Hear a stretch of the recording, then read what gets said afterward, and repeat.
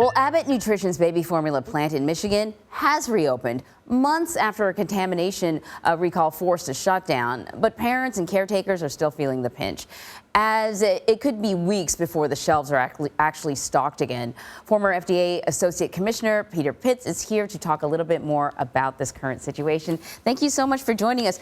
Yeah, we've got all these sort of shipments coming in of formula from other countries, but much of this is specialized formula. It's going directly to medical facilities, so that's why we haven't seen a shift on the shelves yet. In fact, when we talk about, shortages and out of stock rates, I think they're 74% nationally this week. Why weren't other companies able to make up for the shortage? You would think this would be a total windfall for them, and they still couldn't really do it. Well, when FDA shut down the Abbott Sturgis, Michigan facility in February, the first thing it did was reach out to the other manufacturers of baby formula to ask them to ramp up production. But you can't just flip the switch and go from 10 to 11 in a day or even a month. The good news is that those other companies made up about 30% of the Abbott shortfall, but not nearly enough. And I guess the bigger issue is, once the plant was closed, not enough was done to let pediatricians and certainly parents know what was happening so they could be prepared, even though they might not like what they heard. Being honest with the public, being truthful and transparent certainly builds faith in the person giving the message. And that was a missed opportunity for the government and certainly for the FDA. Mm-hmm. So, the plant was closed for so long, and then it kind of seemed like as soon as this became a national story and it was making headlines, suddenly they were able to ramp things up and get the plant back open. How are parents supposed to feel secure that it was checked properly and that it is a safe plant now? Well, the FDA has been working with Abbott since February to remediate all the problems, and there were a lot of them.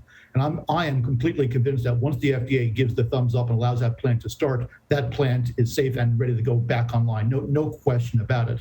The problem is that the president said last week that he didn't think anybody could have predicted that closing the Abbott plant would have caused a shortage, which is exactly contrary to what the FDA commissioner said the week before that in front of Congress. So there's a lack of, I think, coordination inside the administration relative to how to speak to the American public and actually what's actually even going on.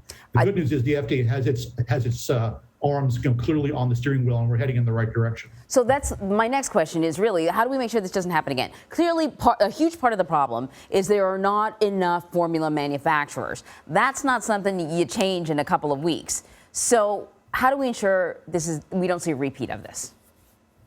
Baby formula is a low margin, high volume business, and that basically means you have a few large manufacturers. Clearly, I think we need to change our views on bringing baby formula in on a regular basis from overseas. That's not a volume play, but it certainly is a safety valve that we need to consider and very seriously. But more importantly, there are other products across the FDA portfolio, both food and medical products, that similarly are consolidated and very important, like IV tubing, like contrast agents for MRIs, that are also manufactured by a few companies. And we have to figure out what those products are and put plans in place so we don't deal with these things on a regular ad hoc basis. All right, Peter, you've been very informative. Thank you very much. My pleasure. Thank you.